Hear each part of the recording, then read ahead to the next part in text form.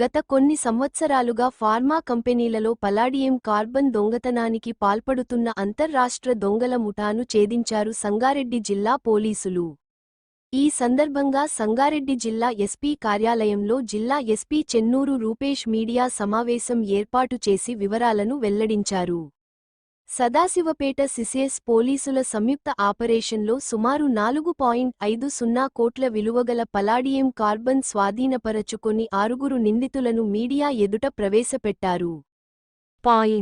ఈ సందర్భంగా జిల్లా ఎస్పీ చెన్నూరు రూపేష్ మాట్లాడుతూ సదాశివపేట మండలం మద్దికుంట చౌరస్తాలో 6 నేరస్తులను పట్టుకుని వారి వద్ద నుండి దొంగిలించబడ్డ 96 కిలోల పల్లాడియం కార్బన్ స్వాధీనపరుచుకున్నామని, ఈ నేరస్తులు గతంలో వివిధ ఫార్మా కంపెనీలో పనిచేసి పలాడియం కార్బన్ యొక్క విలువ గురించి పూర్తి అవగాహన కలిగి ఉన్నారని తెలిపారు.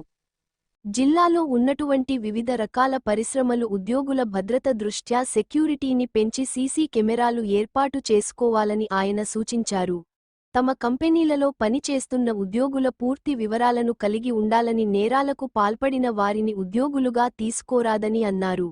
నిలువ ఉన్న సరుకును తరచూ ఆడిట్ చేస్తూ అప్డేట్గా ఉండాలని, కంపెనీ ఉద్యోగుల భద్రతకు కట్టుబడి ఉండాలని సూచిస్తూ ఎలాంటి నేరాలు జరిగిన వెంటనే సంబంధిత పోలీసులకు సమాచారం అందించాలని అన్నారు.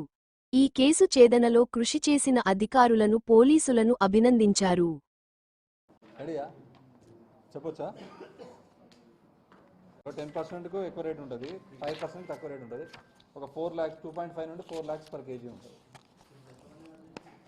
దాదాపు ఇప్పుడు 1 2 3 4 5 6 మెంబర్స్ మిగతా అప్స్కాండ్ ఇప్పుడు రిమాండ్ అవుతారు. 6 మెంబర్స్ రిమాండ్. ఇది అన్ని కెమికల్ అన్ని మన ఫార్మా కంపెనీస్లో అన్నింటిలో చేస్తారు. ఒక లైసెన్సెస్ గోడం అంటే తెలిసి ఉండొచ్చు కానీ కంప్లైంట్ ఇవ్వలేదు. 5 kgs. దీనిలో ఒకరి మీద కేసు ఉంది. సాంబశివుడి మీద ఉందా కాదు, లాలా అని ఉన్నాడు. వీళ్ళందరూ మెటీరియల్ తీసుకున్న రిసీవర్ ఒక అతను ఉన్నాడు, లాలా అని అబ్స్కాండింగ్లో ఉన్నాడు. ఆయన మీద ఒక కేసు ఉంది హర్నూరాడు. మళ్ళీ కంపెనీలకి మరి ఉంటుంది కదా, వాళ్ళ కేసు వాళ్ళ మీద కూడా ఉంటుంది ఇల్లీగల్. ఇప్పుడు నెక్స్ట్ మెయిన్ రిసీవర్ దొరికిన తర్వాత అతనే తెలియలేదు. ముక్కంటి రెడ్డి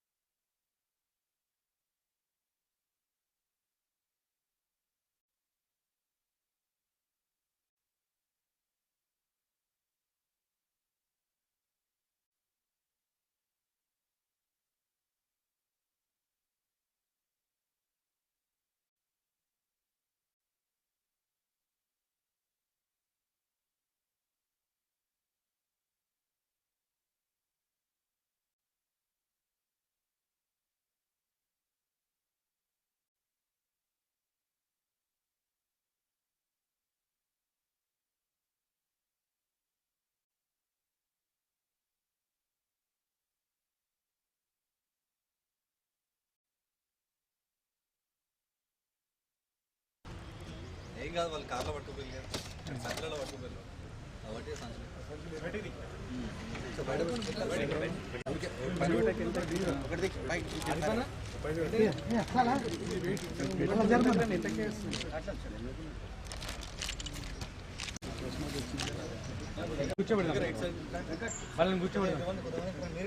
కాబట్టి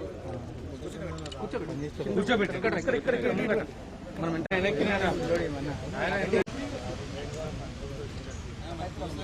రాజన అన్న నేనే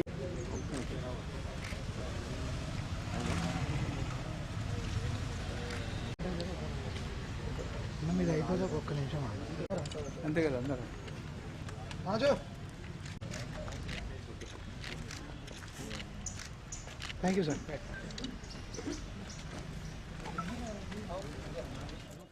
కొన్ని సంవత్సరాలుగా మన సంగారెడ్డి జిల్లాలో వివిధ ఫార్మసీ కంపెనీస్లలో పలాడియం ఒక ప్రీషియస్ మెటల్ అది. సో ఈ పలాడియం చాలా వరకు ప్రాసెసింగ్లో యూజ్ చేస్తారు. సో ఇది సిల్వర్ కంటే చాలా కాస్ట్లీ. దీనిలో 5% 10% అనే క్వాంటిటీలో కాంపోజిషన్లో ఈ పలాడియంని చాలా వరకు యూజ్ చేస్తారు. సో దీన్ని చాలా వరకు ఒక 3 ప్లేసెస్లో మనకు దొంగతనాలు జరిగాయి. So last year Neuland pharma కంపెనీలో, దాని తర్వాత అరిన్ లైఫ్ సైన్సెస్ ఈ ఇయర్, ర్యాంపాక్స్, బొల్లారం లిమిట్స్లో, ఇలా వివిధ ప్లేస్లో దొంగతనాలు జరిగినాయి. సో రీసెంట్గా లాస్ట్ వీక్ సదాశివపేటలో Arin life sciences unit number 3లో దాదాపు 120 కేజీల పలాడియం దొంగతనం జరిగినట్టు ఆ కంపెనీ మేనేజ్మెంట్ వారు కంప్లైంట్ ఇవ్వడం జరిగింది. అది 58/2025 సెక్షన్ క్రైమ్ నెంబర్ కింద కేసు రిజిస్టర్ చేసి సదాశివపేట పోలీసులు మరియు సంగారెడ్డి సిసిఎస్ పోలీసులు సంయుక్తంగా వివిధ ప్లేసెస్లలో రైడ్స్ చేసి వివిధ మెంబర్స్ని పట్టుకోవడం, మెటీరియల్ సీజ్ చేయడం జరిగింది. సో దీనిలో ఒక పెద్ద అంతర్రాష్ట్ర ముఠాని పట్టుకోవడం జరిగింది. సో వీళ్ళ మోడస్ ఆపరెండి ఏంటంటే, ఇలా ఫార్మసీ కంపెనీస్లలో స్టోర్ మేనేజర్స్ ఎవరైతే ఉంటారో ఆ కంపెనీలో ఆ బ్లూ ప్రింట్ ఎవరికైతే అవైలబుల్గా ఉంటుందో వాళ్ళతోటి మచ్చిక చేసుకుని ఈ పలాడియం మెటీరియల్ ఎప్పుడైతే కంపెనీలోకి వస్తుందో అప్పుడు లోపల పనిచేసే వాళ్ళతో ఇన్ఫర్మేషన్ తీసుకొని ఒక గ్యాంగ్ని అక్కడికి పంపించి దాన్ని దొంగతనం చేసి దాన్ని మళ్ళీ ఇల్లీగల్గా బ్లాక్ మార్కెట్లో అమ్మడం జరుగుతూ ఉంది. సో దీనిలో భాగంగా అల్లం సాంబశివుడు అని మెయిన్ పర్సన్. ఈ అల్లం సాంబశివుడు దాదాపు ఇప్పటికీ ఒక 8 కంపెనీలలో పనిచేయడం జరిగింది. ఇతను పీజీడీఎం మెటీరియల్ సైన్స్ చేసి వివిధ కంపెనీస్లలో చేసినప్పుడు ఆ స్టోర్ మేనేజర్గా చేసినప్పుడు ఆయనకి మెటీరియల్ మీద చాలా ఐడియా ఉండే.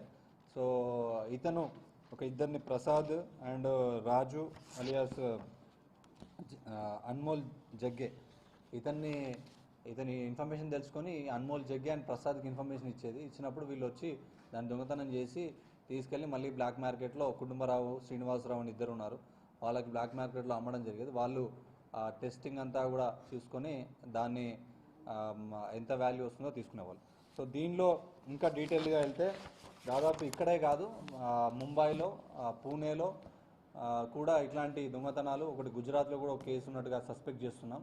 సో అది కూడా వాళ్ళ బీదర్లో, కర్ణాటకలో ఉంది, పూణేలో, ముంబైలో అండ్ గుజరాత్లో కూడా కొన్ని కేసెస్లో, కొన్ని పలాడియం థెఫ్ట్ కేసెస్లో ఐడెంటిఫై చేయడం జరిగింది. వాళ్ళందరికీ కూడా ఇన్ఫర్మేషన్ ఇచ్చినాం. సో ముఖ్యంగా ఈ కేసులో మనకి ఈ ఒక్క కేసులో మనం సదాశివపేట అరిన్ లైఫ్ సైన్సెస్లో పట్టుకున్న అక్యూజ్ని మనం ఇంట్రాగేట్ చేసినందుకు మనకు మిగతా కేసులు బొల్లారంలో లాస్ట్ ఇయర్ న్యూలాండ్ ఫార్మస్యూటికల్ కంపెనీలో దాదాపు 35 కేజీల పలాడియం దొంగతనం అయింది. ఆ కేసు కూడా డిటెక్ట్ అయింది. దాంతోపాటు ఒక 2 మంత్స్ 3 మంత్స్ బ్యాక్ మనకు బొల్లారం పిఎస్ లిమిట్స్లో ర్యాంపాక్స్ కంపెనీలో కూడా దాదాపు ఒక 10 కేజీల దొంగతనం, 8 కేజీల పలాడియం అనే దొంగతనం అయింది. ఆ కేసు కూడా డిటెక్ట్ చేయడం జరిగింది. దాంతోపాటు బీదర్లో సాయి లైఫ్ సైన్సెస్ అని ఒక 15 నుండి 17 కేజీల కార్బన్ పౌడర్ని తీసుకోవడం జరిగింది. అది కూడా ఈ కేసులో డిటెక్ట్ అయింది. సో దీనిలో చాలా ముఖ్యంగా చాలా కష్టపడి వివిధ ప్లేసెస్లో మెటీరియల్ అంతా కెమికల్స్ అవన్నీ కూడా ఐడెంటిఫై కాకుండా చాలా వరకు మంచి ఇంట్రెస్ట్ చూపి బాగా డిటెక్ట్ చేశారు. సో దీనిలో Sadashivpet inspector Mahesh Goud, CCS inspector Shiva మరియు రామానాయుడు, ఎస్ఎస్ శ్రీకాంత్ మరియు complete team, Rekha Nayak, Anwar, Shashidhar and వీళ్ళందరూ కూడా చాలా కష్టపడి, రామకృష్ణ, కానిస్టేబుల్ గణపతిరావు, అమానుల్లా, హోంగార్డ్స్ వీళ్ళందరూ కూడా, సలీం, వీళ్ళందరూ కూడా చాలా కష్టపడి ఈ డేంజరస్ కెమికల్స్, ఇవన్నీ ఇన్ఫ్లమేబుల్ కూడా, చాలా జాగ్రత్తగా వాటిని తీసుకొచ్చి మళ్ళీ రికవరీ చూపించి వాళ్ళకందరూ కూడా చేయడం జరిగింది. దాదాపు ఇప్పటి వరకు ఒక 4.5 కోట్ల విలువైన పలాడియంను రికవరీ చేయడం జరిగింది. దీంతోపాటు ఒక అంతర్రాష్ట్ర ముఠాన్ని బస్ట్ చేయడం జరిగింది. సో ఈ సందర్భంగా వీళ్ళందరినీ అభినందిస్తున్నాం. ఇంకోటి ఏంటంటే, ఫార్మసీ కంపెనీస్, సంగారెడ్డిలో ఉన్న కంపెనీస్ అన్నిటికీ కూడా మళ్ళీ చెప్పడం ఏంటంటే, మీకు it's a request as well as a suggestion and warning also. So physical security చాలా ఇంపార్టెంట్. మీరు మీ కంపెనీస్లలో ఏదైనా చిన్న లోటుపాట్లు ఉంటే దాన్ని కప్పిపుచ్చుకోవడానికి అవి బయటపడతాయని చెప్పేసి ఈ సీసీటీవీ కెమెరాస్ పెట్టకపోవడం లాంటివి చేయొద్దు. ఖచ్చితంగా సీసీటీవీ కెమెరాలు ప్రతి కంపెనీలో ఉండాలి.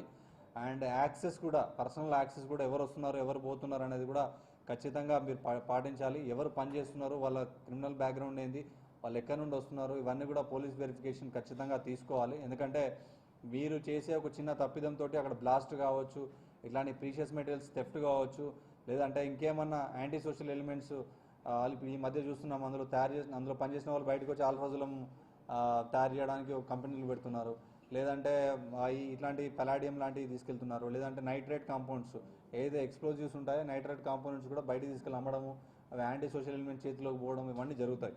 సో ఖచ్చితంగా ఫిజికల్ సెక్యూరిటీ మెజర్స్ ఖచ్చితంగా తీసుకోవాలి, యాక్సెస్ కంట్రోల్ ప్రాపర్గా చేయాలి, ప్రతి ఎంప్లాయీ వెరిఫికేషన్ అనేది కంపల్సరీ చేయాలి, అండ్ సెక్యూరిటీ పర్సన్స్ని 24/7 ఖచ్చితంగా మీరు పెట్టాలి. అండ్ మీ కాంపౌండ్ను కూడా ప్రాపర్గా ఫెన్సింగ్ చేయడము, చుట్టూ లైటింగ్ పెట్టుకోవడము, దాన్ని సీసీటీవీలు పెట్టుకోవడం లాంటివి చేయాలి. అండ్ రెగ్యులర్గా ఈ మెటీరియల్ ఆడిట్స్ కూడా మీరు కంటిన్యూస్గా చేస్తే థెఫ్ట్ జరుగుతుందా లేదా అని తెలుసు. నేను ఒక కంపెనీలో మేము ఇందులో రికవరీ చేసిన తర్వాత ఆ కంపెనీకి అసలు పోయింది కూడా తెలియలేదు. సో దొంగ చెప్పేవారు. సో మళ్ళీ మేము చెప్పి మళ్ళీ వాళ్ళు ఆడిట్ చేయమని చెప్పడం కూడా జరిగింది. రెగ్యులర్ ఆడిట్స్, ఆ సప్లై చైన్లో ఎవరెవరు ఏమేం చేస్తున్నారు, ఎక్కడెక్కడ పోతుంది అనేది మీరు చేయడం జరుగుతుంది. ఏదో మీ సర్టిఫికేషన్కి ఇబ్బంది అవుతుంది, లేదంటే మీ ర్యాంకింగ్కి ఇబ్బంది అవుతుంది, మీది పర్మిషన్స్ పోతాయి, అక్రిడిషన్స్ పోతాయని చెప్పేసి సీసీటీవీస్ పెట్టకుండా వదిలేస్తే ఊరుకునేది లేదు. ఖచ్చితంగా సీసీటీవీలు పెట్టాల్సిందే. సీసీటీవీలు పెట్టి అండ్ యాక్సెస్ కంట్రోల్ కూడా ప్రాపర్గా చేస్తే ఇలాంటి దొంగతనాలన్నింటినీ కూడా నివారించడం జరుగుతుంది. లేదంటే ఒక దొంగతనం మీ యొక్క డెలిబరేట్ నెగ్లిజెన్స్ వల్ల ఇలాంటి దొంగతనాలు జరిగి చేస్తే మాత్రం ఖచ్చితంగా నెక్స్ట్ టైం యాజమాన్యాల మీద కూడా కేసులు పెట్టడం జరుగుతుంది. Thank you so much.